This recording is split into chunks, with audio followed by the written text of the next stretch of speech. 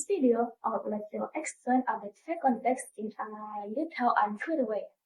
I will explain the definition, using term, and also give an example with explanation. Definition of recontext. Recontext is a type of text in English that is lists the real events, experience, or activities that happened in the past in chronological order, which means the events are arranged step by step from the beginning until the end. In a depth of understanding, recontext is not just a regular story, but it has specific characteristics. In a depth of understanding, recontext is not just a regular story, but it has specific characteristics. One, it is based on real events, not imagination like narrative text. It is arranged in a chronological sequence. It focuses on what actually happened in the past. It can make the reader understand the established ground. So, in simple terms, recontext is a text with for extends in a clear, structured, and organized way.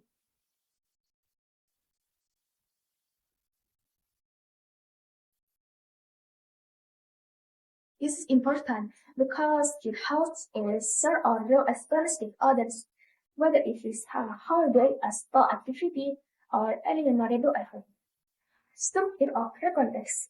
Recontext consists of the three main parts: orientation, sequence of events, and reorientation or conclusion. 1. Orientation. Orientation is the opening part of a recontext. Its function is to give basic information about the story so the reader understands the context from the beginning. It usually answers several important questions. Who was involved in the event? Where the event happened? When the event happened? And what the story is about in general. The language used in this part is simple past tense, still general, not too detailed, and focused on utilization their situation.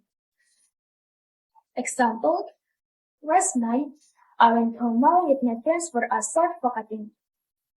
This sentence already discloses information about their time, the place, and their participant.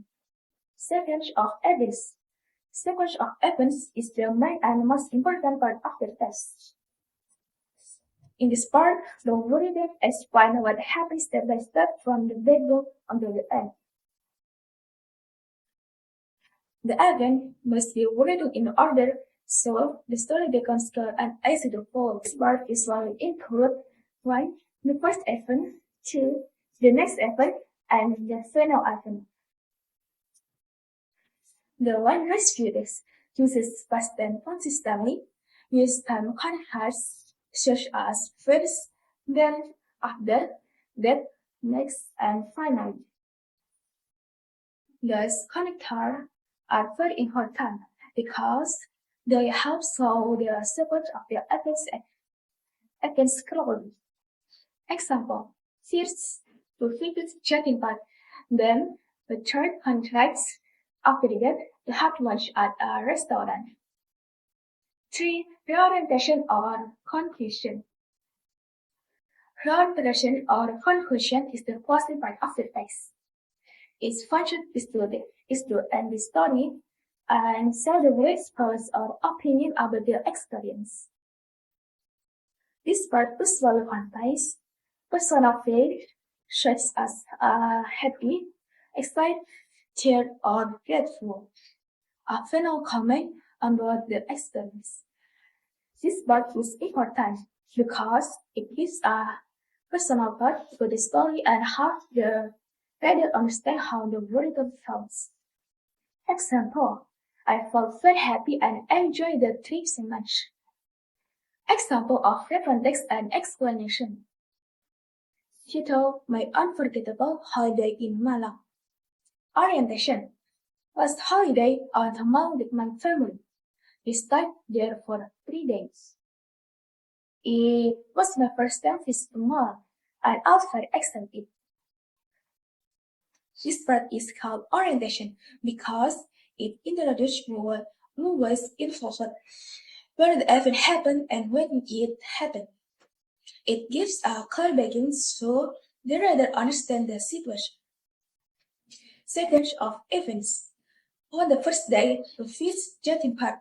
We explored main attraction and took a lot of pictures. Then we had lunch at a nearby restaurant. On the second day, we went to Night Spectacular. There were many games and beautiful lights. After that, we enjoyed some street food. On the last day, we went shopping and bought souvenirs. Finally, we went back to home. This part is called sequence of events because it tells the events in chronological order from the first day until the last day. It uses time, signal, and past tense verbs to make the story clear and organized. Prioritization or conclusion.